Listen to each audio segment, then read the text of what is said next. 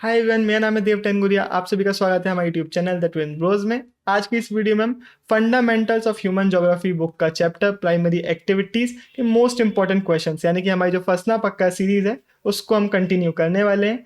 इस एक वीडियो को बनाने के लिए काफ़ी अच्छे से इस चैप्टर की मैंने स्टडी करी, अच्छे से रिसर्च करी और जितने भी क्वेश्चन बन सकते हैं सारे के सारे इसे एक वीडियो में मैंने डाल दिए हैं। तो इस वीडियो को देखने के बाद आपको कहीं और क्वेश्चन आंसर्स के लिए भटकने की ज़रूरत नहीं पड़ने वाली है। हालांकि अगर आपकी एनसीईआरटी क्लियर नहीं है, अगर आपको इन डेप्थ एक्सप्लेनेशन चाहिए चैप्टर का, तो आई हाईली रिकमेंड कि हमारे चैनल पे जो एक्सप्लेनेशन वीडियो आई है इस चैप्टर की वो आप देख लीजिए।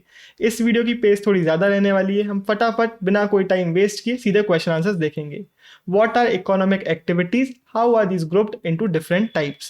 Economic activities वो human activities होती है जिनसे हम इनकम जनरेट करते हैं। इनको हम मेनली 4 ग्रुप्स में डिवाइड करते हैं: प्राइमरी एक्टिविटीज, सेकेंडरी, टर्शरी और क्वाटरनरी एक्टिविटीज। ये चैप्टर का नाम प्राइमरी एक्टिविटीज है क्योंकि इसमें हम सिर्फ और सिर्फ प्राइमरी एक्टिविटीज को कवर करने वाले हैं।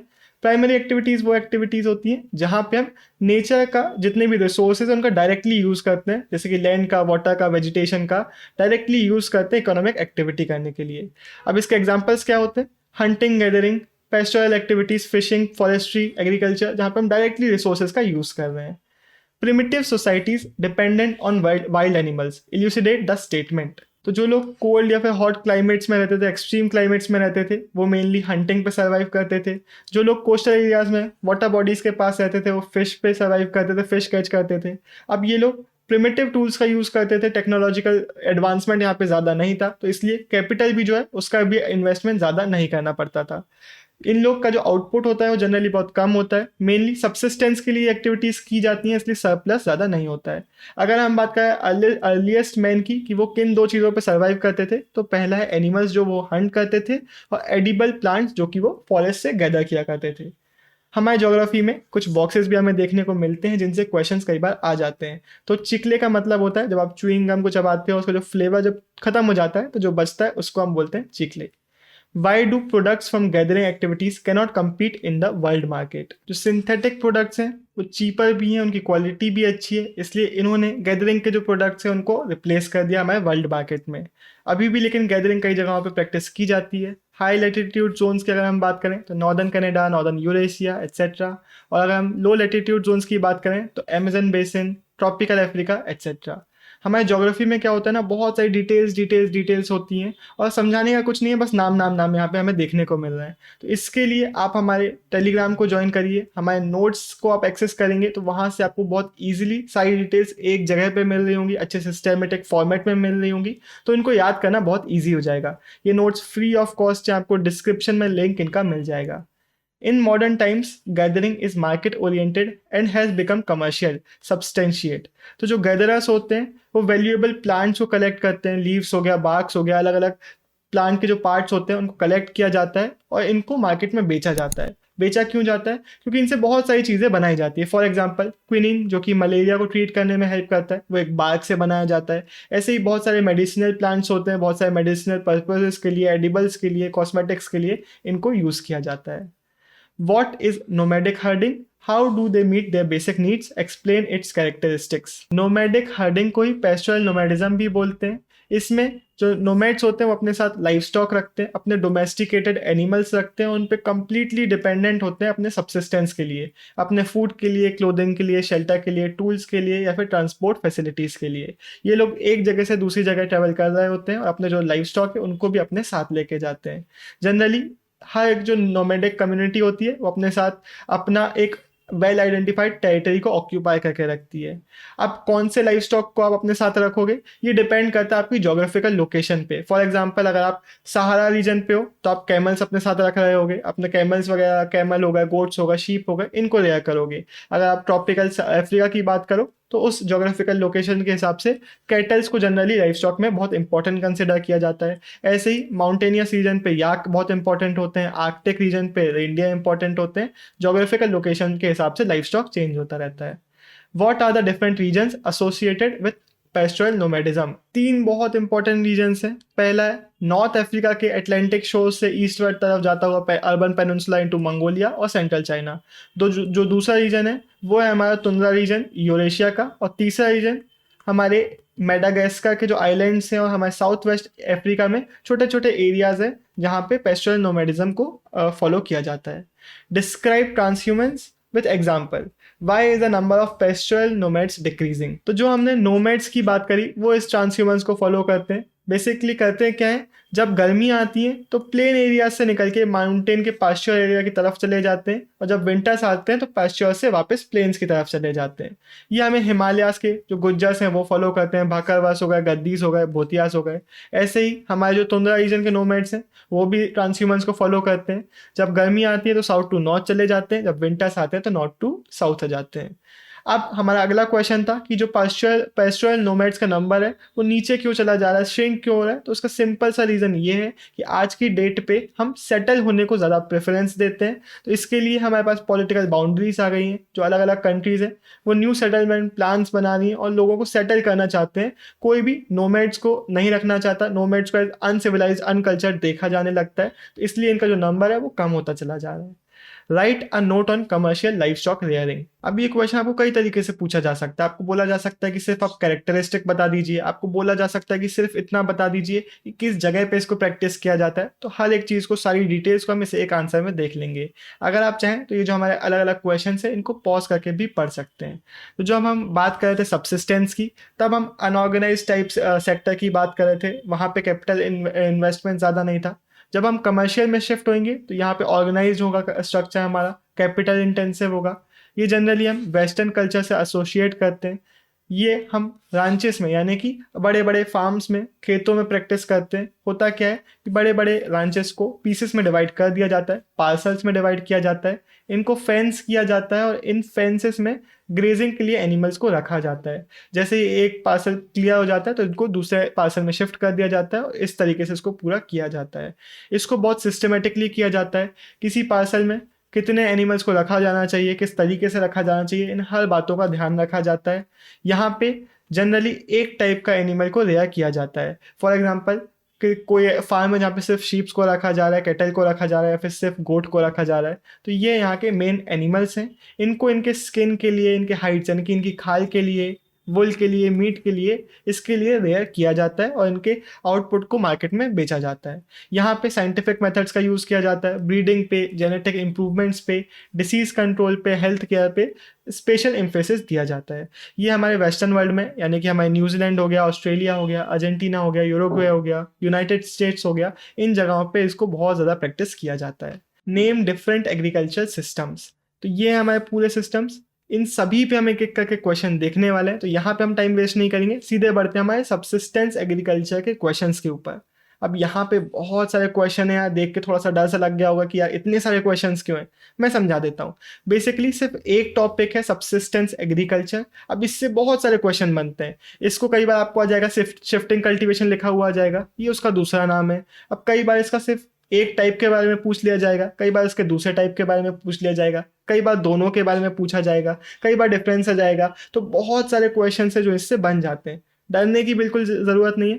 पूरा आप एक्सप्लेनेशन आगे का देखिए, यहाँ पे हम इनको डिस्कस करेंगे और पूरा जब आप सबसिस्टेंस एग्रीकल्चर को समझ जाओगे तो आपको सारे क्वेश्चंस इजी लगने लगे होंगे, आपसे सारे क्वेश्चन बन रहे होंगे। तो सीधे स्टार्ट करते हैं। सबसिस्टेंस एग्रीकल्चर मतलब जितना उगाया उतना आपने कंज्यूम कर लिया। इसके दो टाइप होते हैं, पहला होता है प्रिमिटिव सबसिस्टेंस एग्रीकल्चर और दूसरा होता है इंटेंसिव सबसिस्टेंस एग्रीकल्चर। तो पहले हम प्रिमिटिव को देख लेते हैं। प्रिमिटिव सबसिस्टेंस एग्रीकल्चर को शिफ्टिंग कल्टीवेशन भी बोलते हैं। ये Africa, south and central America, south east Asia में प्रैक्टिस किया जाता है।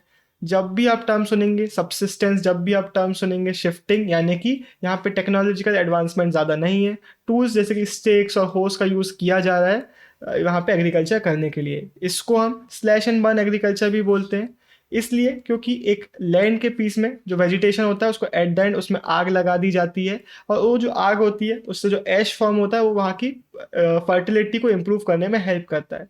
लेकिन इसका फ्यूचर बिल्कुल भी अच्छा नहीं है इस टाइप ऑफ एग्रीकल्चर का, क्योंकि शॉर्ट टर्म में तो जो एशेस हैं वो वहाँ की फर्टिलिटी को इम्प्रूव कर रही है एट मैक्स 3 से 5 साल, लेकिन उसके बाद वहाँ की फर्टिलिटी पूरी की पूरी ख़राब हो चुकी होती है। वहाँ के जो फार्मर्स होते हैं वो उनको उस जगह से शिफ्ट होना पड़ता है एक दूसरी जगह पे। लेकिन ये आप कब तक करेंगे, आप लैंड को पूरा ख़राब करते चले जा रहे हैं। तो ये एक सबसे बड़ा डाउनफॉल है इस टाइप ऑफ एग्रीकल्चर का। इसको अलग अलग जगहों पे अलग अलग नाम से बुलाया जाता है। North eastern states of India में झूमिंग, कहीं पे मिल्पा, कहीं पे लदान। अब हमारा अगला आता है इंटेंसिव सब्सिस्टेंस एग्रीकल्चर। ये हमारे मॉनसून रीजन्स पे जहाँ पे डेंसिटी पॉपुलेशन की बहुत ज़्यादा है उन जगहों पे प्रैक्टिस किया जाता है। इसके मेनली दो टाइप होते हैं। पहला है intensive subsistence agriculture dominated by weight paddy, और दूसरा है intensive subsistence agriculture dominated by crops other than paddy. तो यहाँ के कैरेक्टरिस्टिक्स आप सुन लीजिए, कैरेक्टरिस्टिक्स ऑलमोस्ट सिमिलर है पैडी के कल्टीवेशन में भी और बाकी क्रॉप के कल्टीवेशन में भी। तो यहाँ के कैरेक्टरिस्टिक्स क्या है, जो लैंड होल्डिंग होती है वो स्मॉल होती है और इस छोटी से लैंड होल्डिंग्स में बहुत सारी पॉपुलेशन काम कर रही होती है, यानी कि लेबर फोर्स ज़्यादा होता है। तो अब छोटे से एरिया से जो प्रोडक्टिविटी है वो तो बढ़ गई, लेकिन पर पर्सन जो प्रोडक्टिविटी है वो कम होती है। तो यहाँ पे मशीनरी का यूज़ कम होता है क्योंकि लेबर का यूज़ यहाँ पे किया जाता है। इसके अलावा यहाँ पे FYM फार्म यार्ड मैन्योर का यूज़ किया जाता है यहाँ की फर्टिलिटी को मेंटेन करने के लिए। FIM क्या होते हैं, बेसिकली जो हमारे डंग हो गया, लिटर हो गया, वेस्टेज हो गया, उससे जो हम मैन्योर बनाते हैं उसको यहाँ पे यूज़ किया जाता है। तो ये हो गए हमारे पूरे के पूरे इसके फीचर्स। यही सेम फीचर्स हमें intensive subsidence agriculture dominated by other than paddy में भी यूज़ किए जाते हैं। सेम फीचर्स हैं, बस एक फीचर यहाँ का अलग ये है कि यहाँ पे इरिगेशन को भी यूज़ किया जाता है। अब इसमें तो हम पैडी का यूज़ कर रहे हैं। पैडी से वैसे कंफ्यूज मत होइएगा, राइस के ही क्रॉप को हम पैडी बोलते हैं। नीचे हम वीट हो गया, सोयाबीन हो गया, बार्ले हो गया, सोरगम हो गया, सोरगम यानी कि ज्वार हो गया, इन क्रॉप्स को ग्रो कर रहे होते हैं। इंडिया की अगर हम बात करें तो वीट हो गया, मिलेट हो गया, ये काफ़ी ज़्यादा ग्रो किए जाते हैं। वीट हमारे इंडो गैंगेटिक प्लेन्स में, मिलेट हमारे ड्राई पार्ट्स में वेस्टर्न और सदर्न इंडिया में इनको ग्रो किया जाता है। इसके बाद अगला हमारा क्वेश्चन है, what is plantation agriculture, what are its characteristics, name the areas associated with it and the crops grown there. तो प्लांटेशन जो एग्रीकल्चर है वो हमारे यूरोपियंस ने अपनी कॉलोनीज में जो कि ट्रॉपिकल एरियाज में सिचुएटेड थी वहाँ पे इंट्रोड्यूस किया था। बेसिकली बड़े बड़े एस्टेट्स में, बड़े बड़े फार्म्स में बहुत ऑर्गेनाइज तरीके से अच्छे से इन्वेस्टमेंट करके, काफ़ी ज़्यादा कैपिटल इन्वेस्टमेंट के साथ, चीप लेबर का यूज़ करके, अच्छे से ऑर्गेनाइज करके प्लांटेशन कर रहे थे। एक क्रॉप का यूज़ किया जाता था और उसको पूरे फार्म में ग्रो किया जाता था। इसके मेन क्रॉप्स क्या होते हैं, T, coffee, cocoa, rubber plant, cotton, oil palm etcetera. अब अलग अलग यूरोपियंस जो थे हमारे, जो हमारे फ्रेंड्स थे, इन्होंने कोकोआ और कॉफ़ी का प्लांटेशन काफ़ी ज़्यादा किया। ब्रिटिशर्स ने इंडिया में, आपने सुना होगा, टी का काफ़ी ज़्यादा प्रोडक्शन किया। श्रीलंका में टी का किया, वेस्ट इंडीज़ गए तो वहाँ पे बनाना का प्लांटेशन किया, शुगर केन का किया, मलेशिया में रबर का किया। ऐसे ही स्पेनिश और अमेरिकन्स ने कोकोनट और शुगर केन का, डच ने शुगर केन की मोनोपोली रखी अपने इंडोनेशिया में, और आज भी ऐसे कई बहुत बड़े बड़े फार्म्स है ब्राज़ील में जो कि यूरोपियंस ही कंट्रोल कर रहे हैं। Right a note on extensive commercial grain cultivation. Mid latitudes के जो सेमी एरिड लैंड है वहाँ पे इसको प्रैक्टिस किया जाता है। इसका जो मेन क्रॉप है वो है वीट, लेकिन कॉर्न हो गया, बार्ले हो गया, ओट हो गया, राय हो गया, इनको भी उगाया जाता है। अब इसके फीचर्स क्या है, फार्म जो है वो बड़े बड़े होते हैं काफ़ी ज़्यादा। अब बड़े फार्म्स होंगे तो पर एकड़ जो प्रोडक्टिविटी है वो तो गिर जाएगी, लेकिन यहाँ पे मैकेनाइज्ड होता है, मशीन्स का बहुत अच्छा यूज़ किया जाता है, ऑर्गेनाइज सिस्टम होता है। तो यहाँ पे जो पर पर्सन जो यील्ड है वो काफ़ी ज़्यादा हाई होता है क्योंकि काफ़ी कम लोग यहाँ पे इतने बड़े बड़े फार्म्स में इन्वॉल्व होते हैं। अब यहाँ पे ये वो जगह हैं जहाँ पे इसको प्रैक्टिस किया जाता है। Explain the term mixed farming. Explain the characteristics of mixed farming practiced in the world. इसका आंसर देखने के पहले एक बहुत इंपॉर्टेंट बात आपके साथ शेयर करनी है। आपको पता ही है कि एग्जाम्स पास आ रहे हैं, हमारे लिए प्रीवियस ईयर क्वेश्चन पेपर्स बहुत ज़्यादा इंपॉर्टेंट हो जाते हैं। तो उसके लिए बुक है ओसवाल गुरुकुल की। इसमें पिछले 10 साल के हमारे दिल्ली के, आउटसाइड दिल्ली के जितने भी सेट्स हैं सारे के सारे आपको सॉल्व देखने को मिल जाएंगे। तो ये बुक आप डेफिनेटली चेकआउट कीजिएगा। इसमें आपको ह्यूमैनिटीज़ के सारे मेजर सब्जेक्ट के क्वेश्चन पेपर्स मिल जाएंगे पिछले 10 ईयर्स के। लिस्ट आपको सब्जेक्ट की यहाँ पे स्क्रीन में डाल दूंगा, तो इसको खरीदना मत भूलिएगा। लिंक आपको डिस्क्रिप्शन में मिलेगा। ये आपकी जो एंड डेज की प्रिपरेशन है उसको बहुत अच्छे से मल्टीप्लाई कर देगा, बूस्ट कर देगा। सीधे हम बढ़ते हैं आंसर की तरफ। अब जो हमारा मिक्स्ड फार्मिंग है ये हमारे वर्ल्ड के जो हाईली डेवलप्ड पार्ट्स है वहाँ पे प्रैक्टिस किया जाता है, जैसे कि नॉर्थ वेस्टर्न यूरोप हो गया, ईस्टर्न नॉर्थ अमेरिका हो गया। यहाँ पे दो चीज़ें एक साथ की जाती हैं इसलिए इसको मिक्स्ड फार्मिंग बोला जाता है। पहली हो गई हमारी क्रॉप कल्टीवेशन और दूसरा हो गया हमारा एनिमल हस्बेंड्री। इन दोनों को ही इक्वल इंपॉर्टेंस दी जाती है। अगर हम क्रॉप कल्टीवेशन की बात करें तो यहाँ पे wheat, barley, oat, rye, maize, fodder crops for animals, root crops, इन सबको ग्रो किया जाता है। जो फार्म्स होते हैं वो मॉडरेट साइज के होते हैं। यहाँ पे जो हमारी सॉइल की फर्टिलिटी है उसको मेंटेन करने के लिए क्रॉप रोटेशन और इंटरक्रॉपिंग का यूज़ किया जाता है। इंटरक्रॉपिंग यानी कि एक साथ मल्टीपल क्रॉप्स उगाना, और क्रॉप रोटेशन आपको पता ही है, क्रॉप रोटेट करते हैं ताकि फर्टिलिटी मेंटेन की जा सके। इसके बाद अगर हम एनिमल हस्बेंड्री पे आए तो यहाँ पे कैटल, शीप, पिग्स, पोल्ट्री को रेयर किया जाता है। इस टाइप की फार्मिंग में काफ़ी ज़्यादा कैपिटल इन्वेस्ट करना पड़ता है मशीनरीज के लिए, बिल्डिंग्स के लिए। साथ साथ केमिकल फर्टिलाइजर्स वगैरह यूज़ किए जाते हैं, मैन्योर्स यूज़ किए जाते हैं, और जो फार्मर्स होते हैं वो काफ़ी ज़्यादा एक्सपर्टीज रखते हैं अपने काम में। इसके बाद छोटी सी इंफॉर्मेशन है, जो रेड कॉलर वर्कर्स होते हैं, यानी कि जितने भी हमारे लोग प्राइमरी एक्टिविटीज़ में इंगेज हैं उनको हम रेड कॉलर वर्कर बोलते हैं। What is the importance of dairy farming? Why is it mainly practiced near urban industrial centers of the world? Explain with reasons. Dairy farming में मिल्क एनिमल्स को rare किया जाता है। मिल्क एनिमल्स यानी कि milk देने वाले एनिमल्स। ये कैपिटल इंटेंसिव होता है क्योंकि आपको काफ़ी ज़्यादा चीज़ों पे खर्चा करना पड़ेगा। आपको एनिमल शेड्स बनवाने पड़ेंगे, आपको स्टोरेज फैसिलिटी बनवाने पड़ेंगे, आपको फीडिंग मिल्चिंग मशीन्स लेनी पड़ेंगी। साथ साथ एनिमल की हेल्थ पे भी आपको इन्वेस्टमेंट करना पड़ेगा। कैटल ब्रीडिंग हो गया, हेल्थ केयर हो गया, वेटनरी सर्विसेज हो गया, इनमें भी काफ़ी ज़्यादा फोकस दिया जाता है। ये लेबर इंटेंसिव भी है, काफ़ी ज़्यादा लेबर आपको चाहिए पड़ती है। इसका एक बेनिफिट कि 12 मंथ्स आपको मिल्क और मिल्क प्रोडक्ट तो चाहिए ही है, तो इसका कोई ऑफ सीजन नहीं आता है। अब दूसरा क्वेश्चन हमारा था कि अर्बन और इंडस्ट्रियल सेंटर्स के पास इसको क्यों प्रैक्टिस किया जाता है। रीज़न बहुत सिंपल है, ये रीजन हमारे मार्केट है मिल्क और मिल्क के प्रोडक्ट्स के लिए, तो इसलिए इसके पास किया जाता है जहाँ पे इनके जो प्रोडक्ट्स होते हैं, आउटपुट जो होता है हमारे डेयरी फार्मिंग का, उसको यहाँ पे सेल कर दिया जाता है।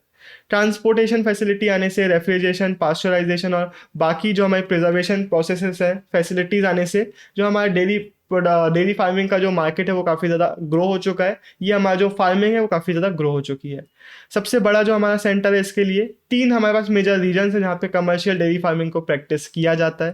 पहला है नॉर्थ वेस्टर्न यूरोप, दूसरा है कनाडा, और तीसरा साउथ ईस्टर्न ऑस्ट्रेलिया, न्यूजीलैंड और तस्मानिया। ये पूरा बेल्ट, ये 3 हमारे ग्रुप्स हैं जहाँ पे सबसे ज़्यादा इसको प्रैक्टिस किया जाता है। Write a note on Mediterranean agriculture, तो ये जो जगह है highly specialised in commercial agriculture, इन कंट्रीज़ पे, इन जगहों पे पूरा प्रैक्टिस किया जाता है। ये जो पूरा रीजन है हमारा, ये बहुत इंपॉर्टेंट सप्लायर है साइट्रस फ्रूट्स का। विटिकल्चर और ग्रेप कल्टीवेशन भी यहाँ पे काफ़ी ज़्यादा होता है। काफ़ी ज़्यादा अच्छे ग्रेप्स की क्वालिटी होती है यहाँ की, इसलिए यहाँ से वाइन्स बनाई जाती हैं और ग्रेप के जितने भी प्रोडक्ट्स होते हैं वो भी यहाँ पे बनाए जाते हैं। बेसिकली जो इन्फीरियर ग्रेप्स होते हैं उनसे उनके प्रोडक्ट रेजेंस और करेंट्स बना लिए जाते हैं इन्हीं को सुखा के। ऑलिव्स और फिग्स का भी प्रोडक्शन यहाँ पे होता है।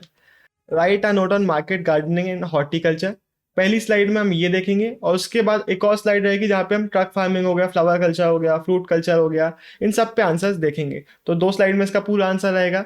बेसिकली मार्केट गार्डनिंग और हॉर्टिकल्चर मतलब हाई वैल्यू क्रॉप्स जो होते हैं, वेजिटेबल, फ्रूट्स, फ्लावर्स, इनके कल्टीवेशन को हम बोलते हैं। इनके जो फार्म्स होते हैं वो छोटे होते हैं और अर्बन सेंटर्स से लिंक्ड होते हैं, इनके अर्बन सेंटर्स के पास होते हैं, क्योंकि अर्बन सेंटर्स हाई क्लास लोगों, हाई इनकम वाले लोगों का सेंटर होता है, तो वहाँ पे इनके जो प्रोडक्ट होते हैं वो बेचे जाते हैं। तो यहाँ पे हाई कैपिटल इंटेंसिव मेथड भी यूज़ किए जाते हैं और लेबर का भी यूज़ किया जाता है, दोनों का यूज़ किया जाता है। यहाँ पे साइंटिफिक मेथड्स यूज़ किए जाते हैं, मॉडर्न टेक्नोलॉजी यूज़ की जाती है, इरिगेशन हो गया, HYV सीड्स हो गया, fertilizers, insecticide, green house and artificial heating, इन सभी मेथड्स का यूज़ किया जाता है। ये हमारे जो डेंस पॉपुलेटेड एरियाज़ हैं, हमारे नॉर्थ वेस्ट यूरोप हो गया, नॉर्थ ईस्टर्न यूनाइटेड स्टेट्स हो गया, मेडिटेरेनियन रीजन्स हो गया, यहाँ पे इसको प्रैक्टिस किया जाता है। और नीदरलैंड्स की अगर हम बात करें तो ये हॉर्टिकल्चर और फ्लावर्स के प्रोडक्शन के लिए काफ़ी ज़्यादा फेमस है। इसके बाद आता है ट्रक फार्मिंग। ट्रक फार्मिंग यानी कि सिर्फ और सिर्फ वेजिटेबल का स्पेशलाइजेशन, उस सिर्फ वेजिटेबल्स को फार्म करना। इसको ट्रक फार्मिंग क्यों बोलते हैं? क्योंकि जो फार्म्स होते हैं और जहाँ पे मार्केट होता है उनके दूरी सिर्फ इतनी रखी जाती है कि एक ट्रक एक रात में इसको कवर कर ले, तो इसलिए इसको ट्रक फार्मिंग बोला जाने लगा। इसके बाद आता है फैक्ट्री फार्मिंग। ये एक नया मॉडर्न डेवलपमेंट है वेस्टर्न यूरोप और नॉर्थ अमेरिका जैसी जगहों का, जहाँ पे लाइफ स्टॉक को रेयर किया जाता है स्टॉल्स और पेंस में। पेंस यानी कि छोटे छोटे लैंड के एरियाज जिनको फेंस करके रखा जाता है और इसके अंदर लाइफ स्टॉक को रखा जाता है, तो इन जगहों पे लाइफ स्टॉक को रेयर किया जाता है। ये जो मेथड है कैपिटल इन्वेस्टमेंट काफ़ी ज़्यादा मांगता है, कैपिटल इंटेंसिव है, क्योंकि मशीनरी यूज़ करनी पड़ती है, वेटनरी सर्विसेज हो गया और बाकी हीटिंग और लाइटिंग की फैसिलिटीज़ हो गया, इसलिए कैपिटल इन्वेस्ट करना पड़ता है। Define the term cooperative farming. तो कोऑपरेटिव फार्मिंग में क्या होता है? कोऑपरेटिव सोसाइटी बना ली जाती है। बेसिकली सब अपने अपने रिसोर्सेज एक पूल में डालते हैं सब लोग मिलके रिसोर्सेज कलेक्ट करते हैं और ये जो रिसोर्सेज होते हैं, जो पैसे होते हैं, उसकी मदद से जितने भी इनपुट्स चाहिए होते हैं वो खरीदते हैं। अब क्योंकि सारे फार्मर एक कोऑपरेटिव ग्रुप में बन चुके हैं, अब ये लोग अपने प्रोडक्ट को सेल करने जाएंगे तो वहाँ पे एक अच्छी प्राइस ये लोग आस्क कर सकते हैं। कंपटीशन नहीं है, बल्कि अब इन लोगों के बीच में कॉपरेशन आ चुका होता है, तो इससे सबको बेनिफिट होता है। ये हमारे Denmark, Netherlands, Belgium, Sweden, Italy, इन जगहों पे काफ़ी ज़्यादा अच्छे से वर्क कर रहा है। और डेनमार्क में तो इतने अच्छे से वर्क कर रहा है कि बोला जाता है यहाँ का हर एक फार्मर एक कोऑपरेटिव सोसाइटी का मेंबर है। Define the term collective farming. तो कोऑपरेटिव फार्मिंग में क्या होता था, लोग अपना एक पूल बना लेते थे और मिलजुल के काम करते थे। कलेक्टिव फार्मिंग में क्या होता है, जो स्टेट होती है वो पूरी की पूरी चीज़ें अपने अंडर में ले लेती है, यानी कि लोग अपना लेबर देते हैं, रिसोर्सेज देते हैं, लाइफ स्टॉक देते हैं, और जो स्टेट होती है वो इनको गवर्न करती है और पूरा जो फार्मिंग है, जितना भी चीज़ें हैं, उनको कंट्रोल करती है। इसको मॉडल ऑफ कॉइकोस भी बोलते हैं, क्योंकि ये हमारे सोवियत यूनियन में प्रैक्टिस किया जाता था। इसके बाद हमारे जितने भी लोग होते हैं उनको छोटे छोटे प्लॉट्स भी दे दिए जाते हैं, ताकि वो अपना डेली रिक्वायरमेंट पूरा उन प्लॉट्स में कर सके, और बाकी जो स्टेट है वो पूरा गवर्न करती है। State two groups of factors which affect the profitability of mining. तो पहला तो हो गया फिजिकल फैक्टर्स, कि किस ग्रेड का आउटपुट आपको मिल रहा है, कितना साइज है आपका, कितनी क्वालिटी का आपको डिपॉजिट्स मिल रहे हैं। दूसरा हो गया इकोनॉमिक फैक्टर्स, कि जो मिनरल है उनकी डिमांड कितनी है, कितना आप कैपिटल इन्वेस्ट कर सकते हो, किस लेवल पे आपकी टेक्नोलॉजी है, कितना आपके पास लेबर है, कितना ट्रांसपोर्ट कॉस्ट आप दे रहे हो। ये सारे फैक्टर्स भी इसको डिफाइन करते हैं। अगला क्वेश्चन हमारा हो गया distinguish between open cast mining and underground mining. यहाँ पे भी बहुत सारे क्वेश्चंस हैं, क्योंकि कई बार क्वेश्चन आ जाएगा कि सिर्फ ओपन कास्ट माइनिंग के फीचर्स बता दो, कभी कभार सिर्फ अंडरग्राउंडिंग के बारे में आ जाएगा, कभी एक दूसरा टर्म पूछ लिया जाएगा इनके लिए। तो पूरा आप डिस्क्रिप्शन अच्छे से सुन लीजिएगा, बहुत इंपॉर्टेंट है। माइनिंग दो टाइप की होती है, पहली सरफेस और दूसरी अंडरग्राउंड माइनिंग। सरफेस माइनिंग को ओपन कास्ट माइनिंग भी बोलते हैं। इसमें बेसिकली जो सरफेस लेवल पे हमारे मिनरल्स होते हैं उनको निकाला जाता है। ये एक इजी और चीप मेथड है माइनिंग करने का, और इस पे जो आउटपुट आता है जल्दी भी आता है और ज़्यादा भी आता है। ये काफ़ी ज़्यादा सेफ है, इसमें आपको सेफ्टी इक्विपमेंट्स वगैरह नहीं चाहिए, ज़्यादा टेक्नोलॉजी बहुत ज़्यादा नहीं चाहिए, क्योंकि सिर्फ ग्राउंड के सरफेस से ही हम माइनिंग कर रहे हैं, तो इसलिए ये काफ़ी ज़्यादा ईजी मेथड होता है। इसके बाद आता है हमारा अंडरग्राउंड माइनिंग। इसमें क्या किया जाता है, हमारे अर्थ सरफेस पे होल्स किए जाते हैं बड़े बड़े, जिसको हम बोलते हैं शाफ्ट करना। शाफ्ट को संक किया जाता है, उसके अंदर जाया जाता है और नीचे से काफ़ी ज़्यादा गहराई से माइनिंग ओर्स को एक्सेस किया जाता है। तो इसलिए काफ़ी ज़्यादा डिफिकल्ट मेथड है। इससे जो डीप बिलो सरफेस के जो हमारे ओर्स होते हैं उनको एक्सेस किया जाता है। इसमें आपको काफ़ी ज़्यादा चीज़ें करनी पड़ेंगी, काफ़ी ज़्यादा कैपिटल इन्वेस्ट करना पड़ेगा। आपको लिफ्ट्स बनानी पड़ेंगी, ड्रिल्स बनानी पड़ेंगी, हॉलेज व्हीकल्स यानी कि जो अंदर की चीज़ें उनको कैरी करके लेके आने के लिए व्हीकल्स आपको चाहिए, वेंटिलेशन फैसिलिटीज़ आपको चाहिए। इसके अलावा आपको अपनी सेफ्टी प्रिकॉशंस बहुत सारे लेने पड़ेंगे। तो काफ़ी ज़्यादा एक्सपेंसिव ये मेथड है, साथ साथ रिस्की भी मेथड है, क्योंकि पॉइजनस गैसेस रिलीज हो सकती है, फायर्स हो सकते हैं, कुछ भी हो सकता है। तो काफ़ी ज़्यादा प्रॉब्लमेटिक ये मेथड है, काफ़ी ज़्यादा प्रॉब्लम्स इसमें आती हैं। The developed economies are retreating from mining, processing and refining stages of production. Elaborate. इसका आंसर देखें उसके पहले एक छोटी सी रिक्वेस्ट, अगर आप वीडियो को एंजॉय करें तो प्लीज़ वीडियो को लाइक भी कर दीजिए। इसका आंसर हम देख लेते हैं। अब इसमें क्या होता है, लेबर कॉस्ट काफ़ी ज़्यादा होता है, इसलिए जो डेवलप्ड इकोनॉमीज़ हैं अब वो इससे पीछे हट रही हैं। और आगे कौन बढ़ रहा है, डेवलपिंग इकोनॉमीज़, क्योंकि डेवलपिंग इकोनॉमीज़ में, डेवलपिंग कंट्रीज़ में लेबर फोर्स काफ़ी ज़्यादा होता है इनके पास, इसलिए वो अब इस सेक्टर में इम्प्रूवमेंट कर रहे हैं। कुछ कंट्रीज हो गए हमारी अफ्रीका की, हमारे साउथ अमेरिका के रीजन हो गए, एशिया के रीजन हो गए, ऐसे रीजन हैं जहाँ पे 50% जो अर्निंग है वो मिनरल से आती है उनके। तो अब डेवलपिंग इकोनॉमीज इसमें आगे बढ़ रही हैं। अब यहाँ पे हमारे जो क्वेश्चंस हैं, इन सारे क्वेश्चंस का आंसर हम पहले से ही देख चुके हैं। आप पढ़ेंगे, हल्का सा खुद का दिमाग लगाएंगे, आपसे बन जाएगा। आपकी प्रैक्टिस के लिए है, सेल्फ असेसमेंट के लिए है, तो इनको आप एक बार देख लीजिएगा पॉज करके। आई होप आपसे सारे आंसर्स बन रहे होंगे। अगर नहीं बन रहे होंगे तो थोड़ा सा पीछे जाके रिविजन भी आप कर सकते हैं। इसी के साथ ये वीडियो खत्म होता है। अगर आपको कोई भी डाउट है आप कमेंट बॉक्स में पूछ सकते हैं। इसी के साथ bye bye, signing off, Devchand गुड़िया।